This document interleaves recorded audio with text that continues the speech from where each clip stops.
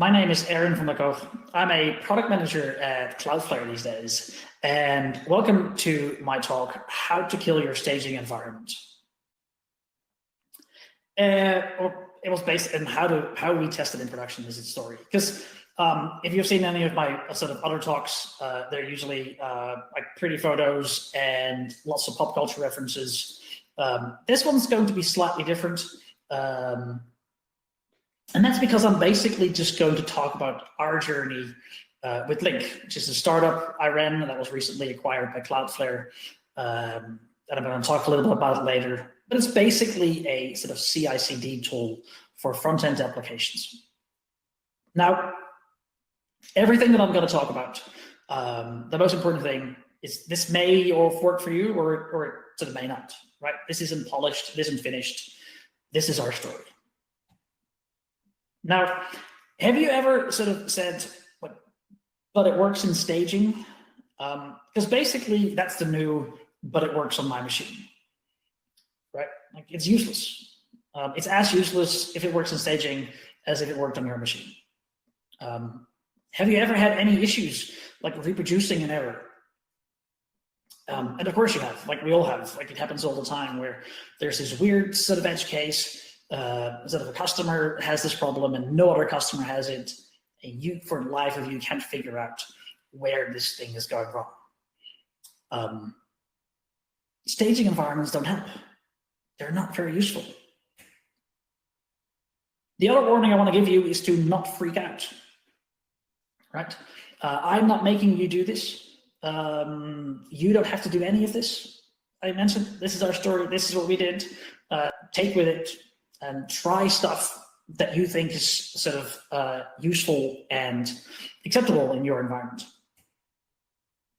So the first thing I want to talk about is sort of like the high level overview, the TLDR of sort of us getting to our sort of maturity in sort of testing and production.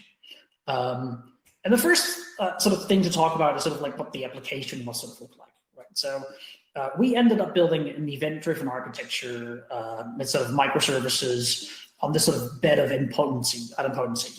And that's going to be sort of important sort of a little bit later when we talk about why we did some of the things that we did.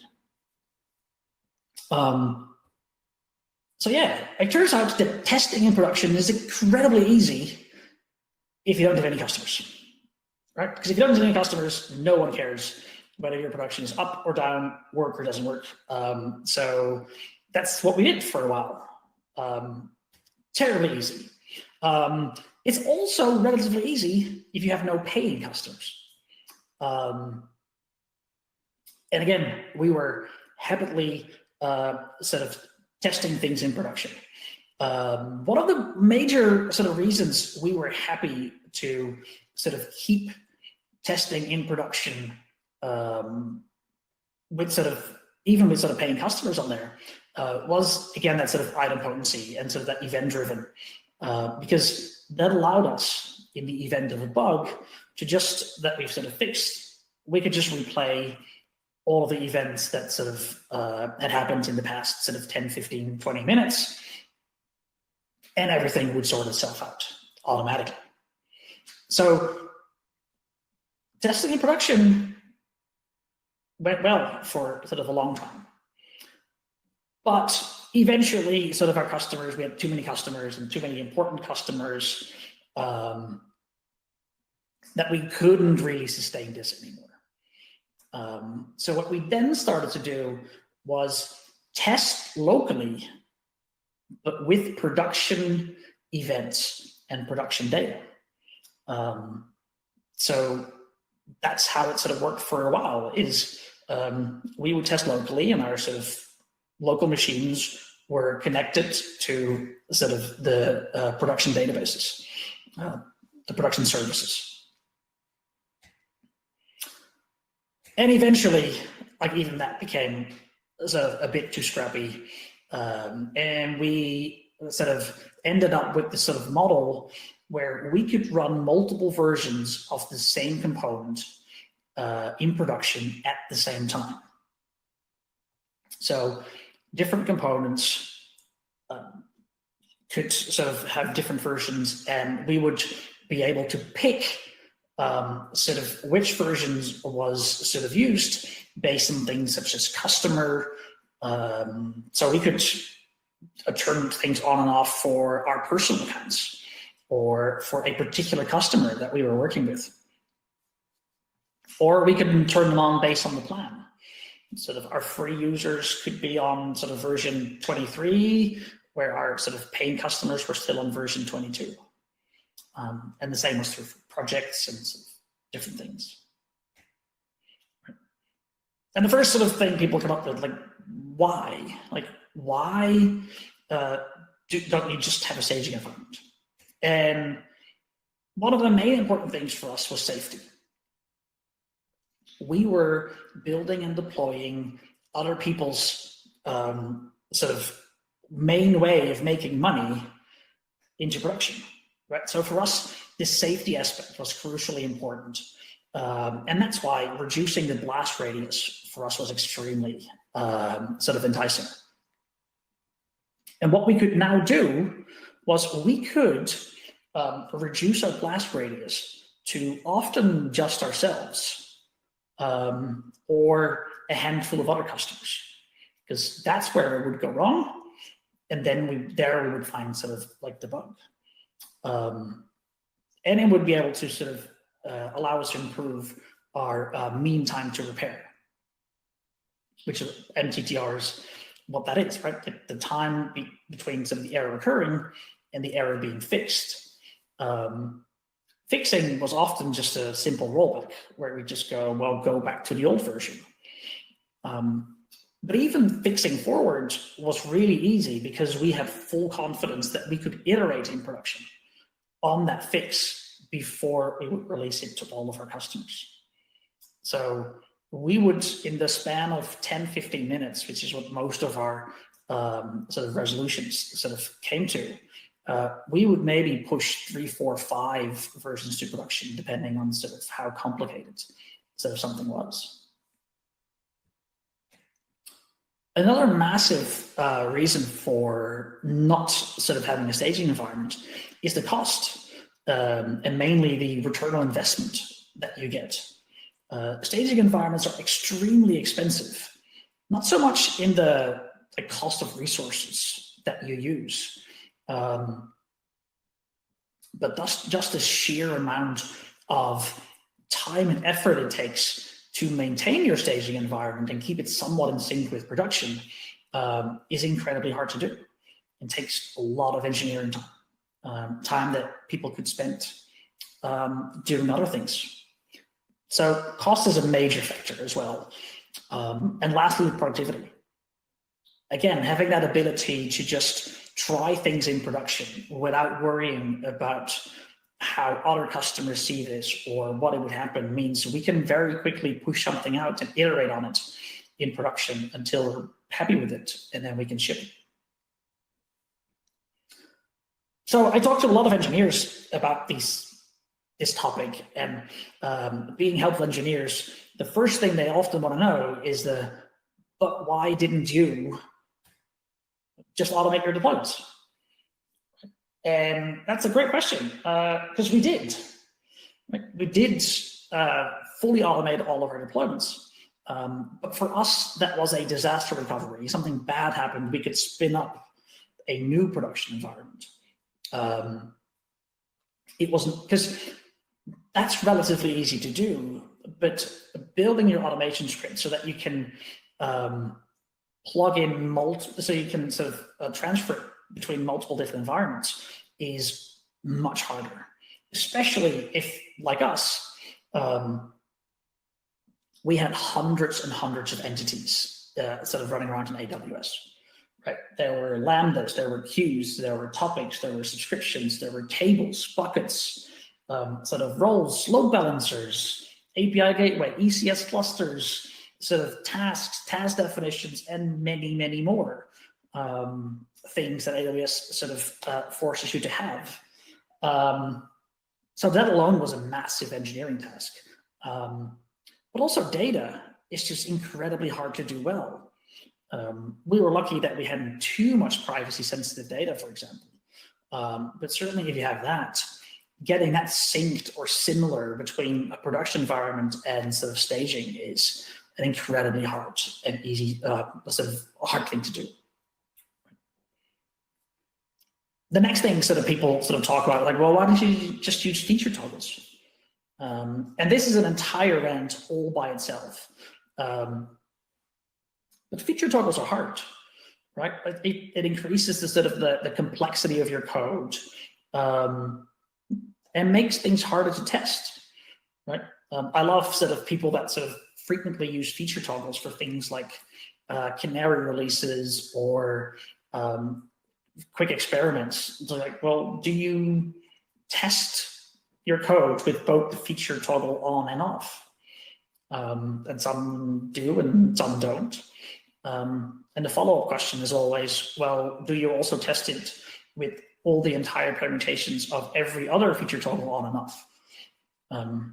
And the question is, of course, no, because it's sort of impossible to test that many different permutations. And that gets to sort of the crux of the issue with sort of feature toggles, is you need to have people be really aware of what you can and cannot do in a feature toggle. If you change global state, if you modify, mutate in sort of an object, like there's a bunch of things you can do, access variables outside your local scope. Like there's a lot of things you can do that will screw up things even outside that sort of code that you've set aside. And of course, there's always a chance that you have a bug in your toggle, like in the if statement. You might push one of those live and all your customers are in trouble. So yeah, like that's where things go wrong. And like lastly, there's the removing the feature toggle, right? Like once it's no longer useful, you need to remove it, which is another task you have to do and another sort of deployment you have to do. So feature toggles are great, and we use them a couple times, like for long-running experiments. But using feature toggles all the time didn't work for us very well. Right, so how did we do it? As I mentioned before, we started with local scripts. Right, we created an event. It ran the code that we had locally on our machines, fully connected with sort of read-only connections to sort of all our production databases and APIs. And this worked really well. Right? For a long, long time, this was more than sufficient. And again, this depended very much on the type of application that we're building and sort of the type of data that we had. But it was great. And then it was sort of moving to that sort of multiple versions in production to be more robust and sort of more sort of controlled. But as this sort of grew very organically, there was no one way we did this, and it really depended on sort of the different components that we sort of had. So I want to talk about sort of 4 of those components sort of right now, because they sort of give you a good overview of sort of the different types of sort of tactics that we used. So the first one is the builder. Like this was the component that built your software and tested it and sort of uploaded for it to be sort of deployed later. And this was a Docker container running on sort of ECS. And basically what we had was 3 different task definitions. And task definitions are just AWS's concept of a particular sort of image and version of that image, complete with its configuration. And sort of what that allowed us to do was that the software that was sort of spinning up these builds could pick one of these 3 sort of task definitions. And so we have the stable one, which is sort of what everyone was sort of the default one that you got. And this was sort of based on the Semver version of the application. So a stable release was got a stable tag, which was sort of used by everyone. Then there was sort of the beta tag, which was a unstable sort of Semver version, and that would be served up to our personal accounts and sort of a few other sort of customers. that maybe we're having issues with something, or that we're trying to roll out a feature for them. And lastly, there was experimental, and we could use that to give it to particular customers to build sort of bigger new features. And that's sort of what worked sort of really well. Sort of component, pick the one based on sort of customer. Then there was the preview server. Like Link allowed you to preview every commit with any sort of configuration settings. So again, this was a crucial component in our sort of architecture. And so what we had there was, again, 2 different task definitions, because there were Docker containers as well. So 2 different versions of the same thing running on the same cluster, and they just had different domain names. Right? So we had the public one, which was production, and then we had like a staging environment, which was the closest we'd ever gotten to a staging environment, but it was still hooked up to all of our production environments. The third component was the releaser. And this is a software component that would sort of take a deployment artifact and sort of deploy it to wherever you wanted it to be deployed. And this was done just by dynamic loading of the releaser component. There was an ID that was sort of stored in the database, and you could sort of pick where you wanted things to be deployed, and based on that, this sort of ID was sort of picked. And so there were about 5 or 6 different sort of versions, but we had at any given time maybe 12 to 15 different sort of possible releaser IDs that you could use, and we could just set them manually in the database to point to other different releasers or other different versions of the same releaser. Again, it made it really easy to roll out new integrations or updating sort of existing integrations. We didn't change anything in the old code, we just created a version 2 that we would be testing. And if everything was right, version 2 became the real version. And lastly, one of the most sort of complicated and like the heart of Link was the release coordinator. This was the piece of software that would coordinate and figure out, based on a number of events, what should happen. So it would listen to commits, it would listen to builds and deploys and test results, and sort of based on all of that information, it would figure out what version should be released.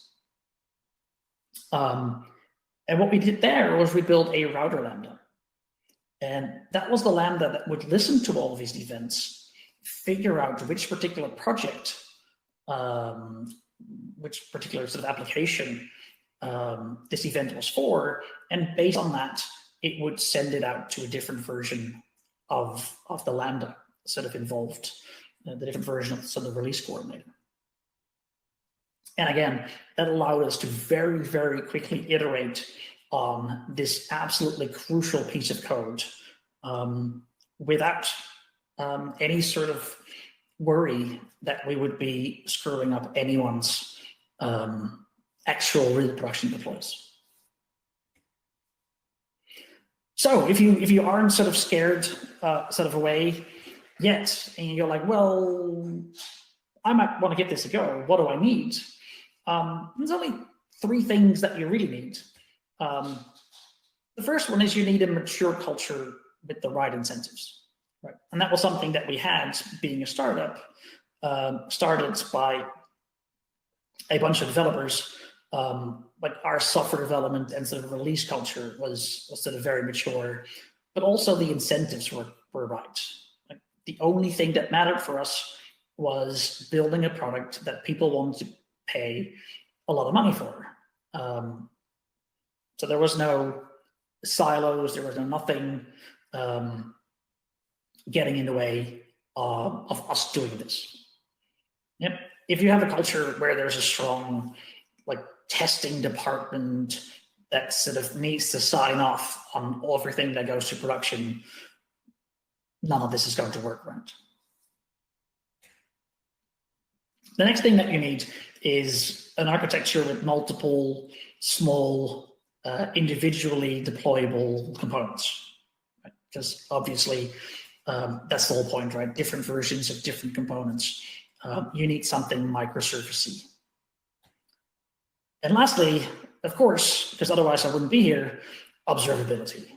And this is sort of incredibly important, because without observability, nothing makes sense anymore, right?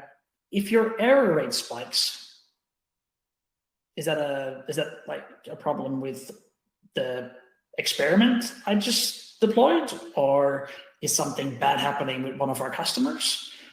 What's going on, right? So in on all of your dashboards, none of it sort of makes sense anymore, because you now need a dashboard for every single version of every single thing to understand what you're doing.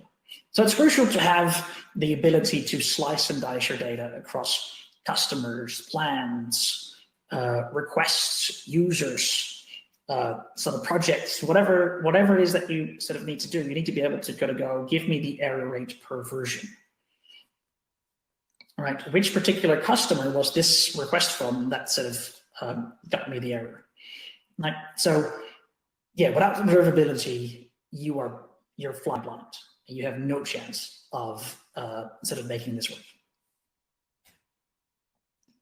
Now, I love talking to developers at this, and then sort of after the but what about regulatory compliance, for example? I don't know. We weren't in a regulated industry. I have no idea how you would do this in a regulatory compliance, sort of regulatory environment. I've been in those environments, and maybe it's possible, but it's certainly not going to be easy convincing the rest of your organization and set regulators that what you're doing is okay. The environment's changing, but let me know if you make it work. Really interested in it. What about like QA and test automation? I'm like, yeah, it's okay. Just do it in production. Like, make sure every person, every developer, everyone that wants to test this has an account on your production system. They probably do anyway. So test it now. Like, if you want to do a full regression test, create a new account, walk through the entire thing, and then delete the account at the end of your test. But there's nothing specifically that you have to run in staging environments for. You can do all of that in production environments. What about sort of database schema changes? I'm like, I don't know, really. We were using DynamoDB for most of it. We had zero problems with sort of migrations that were backwards compatible, which was almost all of our changes. And only when we had like the few backwards incompatible changes that we had to make difficult. But those were few and far between. Right?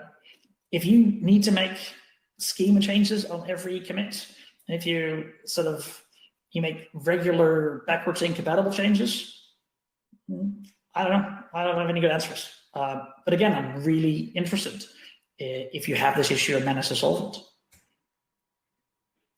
Or what about like my situation? Unfortunately, I won't be able to do like a live Q&A because I'm in Australia on the right side of the world.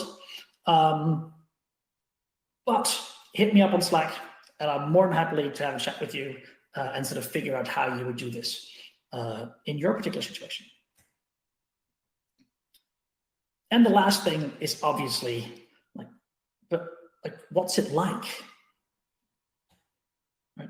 What's it like fixing bugs?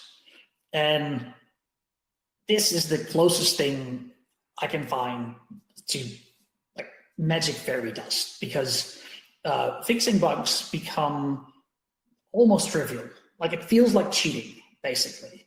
Like, if you have that good observability, we had Honeycomb for that. locating the issue is easy. Again, because it's production data you're looking at, and you have the exact steps that happened to get to that error. So, and then you have that full capability to go, I think it's this, make the change, push to production, test it. And if it's not that, you just go try something else, right? So you have this ability to iterate in production, fully confident that you're not affecting anyone else but this particular customer that has this particular issue. So what's it like building a new feature? The same, right? What it is a customer would have a feature request, or multiple customers would have a feature request, right? We would do a quick and dirty prototype to sort of go, well, this is sort of what it would look like. They would look at it, give feedback, we would improve it, and we would just rinse and repeat until it was either great or we figured out why it wasn't, and it was never going to work, and we just deleted it, right? There was no large like undoing and deleting a whole bunch of stuff and a whole bunch of refactoring from our code base. It was just like, just delete the branch that it was in. That's the only thing we needed to do, right? That's what it's like. So basically it's magic. Thank you very much.